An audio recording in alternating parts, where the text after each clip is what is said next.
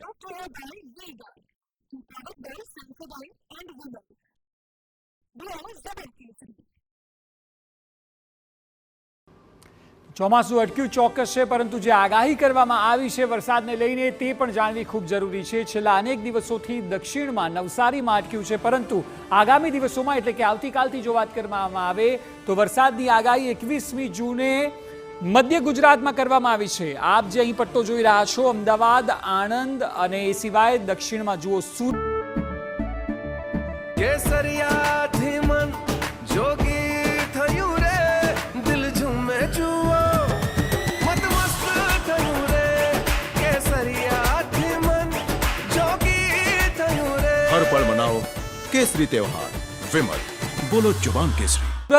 નવસારી, વલસાડ, તાપી અને દમણ એટલે મધ્ય અને દક્ષિણમાં વરસાદ જોવા મળશે। સૌરાષ્ટ્રમાં આપ જુઓ તો પોરબંદર, જૂનાગઢ, અમરેલી અને ભાવનગર, મધ્ય, દક્ષિણ અને સૌરાષ્ટ્રમાં વરસાદ જોવા મળશે 21મી તારીખે। સૌરાષ્ટ્રમાં જ ગીર સોમનાથ પણ જુઓ, કચ્છ જિલ્લો પણ જુઓ, દીવ, આ તમામ જગ્યાએ વરસાદ આવતીકાલના દિવસે જોવા મળશે। ત્યારબાદ જો 22મી તારીખની વાત કરવામાં આવે તો 22મી જૂને અરવલ્લી, દાહોદ અને મહીસાગર જિલ્લામાં વરસાદની આગાહી કરવામાં આવી છે અને 22 અને 21 અને 22 આ 2 દિવસ વરસાદ જોવા મળશે, જેમાં સાર્વત્રિક લગભગ વરસાદ છે। 22મી તારીખે જુઓ તો અરવલ્લી બાદ પંચમહાલ, વડોદરા, છોટાઉદેપુર તમામ જગ્યાએ વરસાદની આગાહી થઈ છે। દક્ષિણમાં સુરત, ડાંગ અને નવસારી આ 3 જિલ્લાઓમાં, શહેરદીઠ જિલ્લાઓમાં વરસાદ જોવા મળી શકે છે।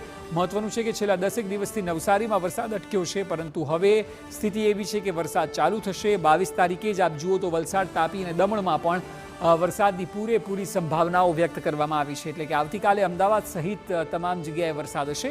22મી તારીખે આપ જુઓ તો અલગ અલગ જે જિલ્લાઓ અને શહેરો વિસ્તારો બતાવી રહ્યા છે તેમાં દાદરાનગર હવેલી, જૂનાગઢ, અમરેલી, પોરબંદર તમામ જગ્યાએ વરસાદ 22મી તારીખે જોવા મળશે। અમે સતત આપને અપડેટ આપી રહ્યા છે જે પ્રકારે ઓફિશિયલ સત્તાવાર રીતે આગાહી કરવામાં આવી છે। વરસાદની આગાહીમાં 22મી તારીખે સૌરાષ્ટ્રની વાત કરીએ તો ભાવનગર અને ગીર સોમનાથ પણ છે અને એ સિવાય કચ્છ આપ ઉપર જોઈ શકો છો, ત્યાં કચ્છમાં પણ વરસાદની સંભાવના છે। વાત 23 તારીખની જો કરવામાં આવે તો 23 તારીખમાં નોંધનીય બાબત એ છે કે ઉત્તર ગુજરાતમાં વરસાદ જોવા મળશે। 23 જૂને બનાસકાંઠા, સાબરકાંઠા અને અરવલ્લી, એ સિવાય 23મીએ પંચમહાલ, દાહોદ અને મહીસાગર આટલા જિલ્લાઓમાં વરસાદની માત્રા વધારે રહેશે।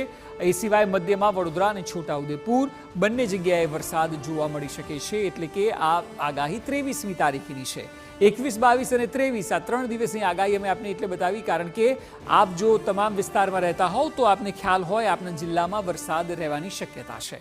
23મીએ જ નર્મદા, ભરૂચ, સુરત અને ડાંગ આ જિલ્લાઓમાં પણ વરસાદ રહેશે। દક્ષિણમાં જ નવસારી, વલસાડ અને તાપીમાં પણ વરસાદ 23મી તારીખે જોવા મળી શકે છે, એટલે 3 દિવસ વરસાદ છે। સૌરાષ્ટ્રમાં આપ જોશો તો પોરબંદર, જૂનાગઢ અને અમરેલી 3 જગ્યાએ વરસાદની પૂરેપૂરી શક્યતાઓ સેવવામાં આવી છે।